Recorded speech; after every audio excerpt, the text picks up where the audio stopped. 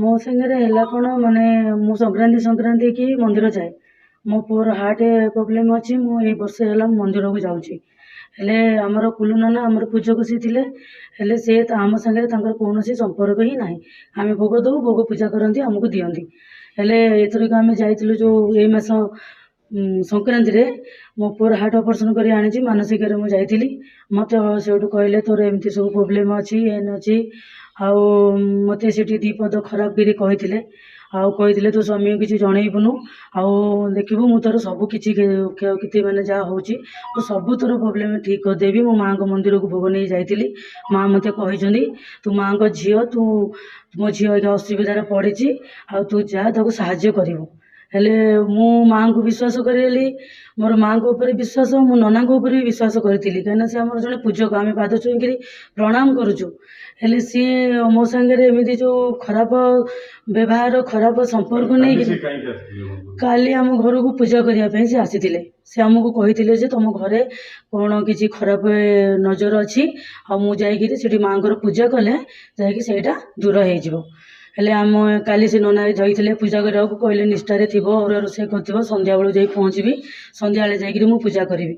ହେଲେ ସିଏ କ'ଣ କଲେ ନା ରାତି 9ଟା ସୁଦ୍ଧା ଯାଇକି ପହଞ୍ଚିଲେ ଯେମିତି ଏଠୁ ପୂଜା କରିବା ସମୟରେ ମୋ ପିଲାମାନେ ବସିଲେ, ମୋ ଶାଶୁ ଶ୍ୱଶୁର ସମସ୍ତେ ବସିଛନ୍ତି। କହିଲେ ନାଇଁ ସମସ୍ତେ ପଦାକୁ ଯାଅ, ମୁଁ ଏକୁଟିଆ ତାଙ୍କୁ ମାଆଙ୍କୁ ପୂଜା କରିବି। ସେଠୁ କବାଟ ଦେଲେ, ବସିଲେ। ତାଙ୍କ ବ୍ୟାଗରୁ ସବୁ ମାଆଙ୍କ ବେଲପତ୍ର ଦଣ୍ଡା, ତାଙ୍କର ସିନ୍ଦୁର, ହଳଦୀ ପାଣି, ତାଙ୍କ ପାଦୁକ ପାଣି, ମାଆଙ୍କ ଫଟୋ, ମାଆଙ୍କର କହିଥିଲେ କ'ଣ ମୁଁ ମାଆଙ୍କ ମଥାରୁ ପତାକା ଖୋଲିକି ନେଇକି ତୁମ ଘରେ ଲଗେଇବି ବୋଲି ମାଆଙ୍କ ପତାକା ସବୁକିଛି ତାଙ୍କ ବ୍ୟାଗରେ ନେଇଥିଲେ। ତା ବ୍ୟାଗରୁ ପୁଣି ବାହାରୁଛି ପକେଇକିରି କଣ୍ଡୋମ୍ ବାହାରିଲା। ସେଇଠୁ ଏକୁ ଯେଉଁ କ'ଣ କି ସେଣ୍ଟ ଗୋଟେ ସିଏ ବାହାରିଲା, କି ତେଲ ଗୋଟେ ତାକୁ ବାହାରିଲା, ଘିଅ ନେଇଛନ୍ତି ଡବା, ଘିଅ ବାହାରିଲା, ସବୁକିଛି। ମୁଁ କହିଲି ନନା ପୂଜା କରିବାକୁ ଆସିଛ, ଆଉ ଏସବୁ କ'ଣ ନା ତୁମେ ବସ, ମୁଁ ପୂଜା କରିବି।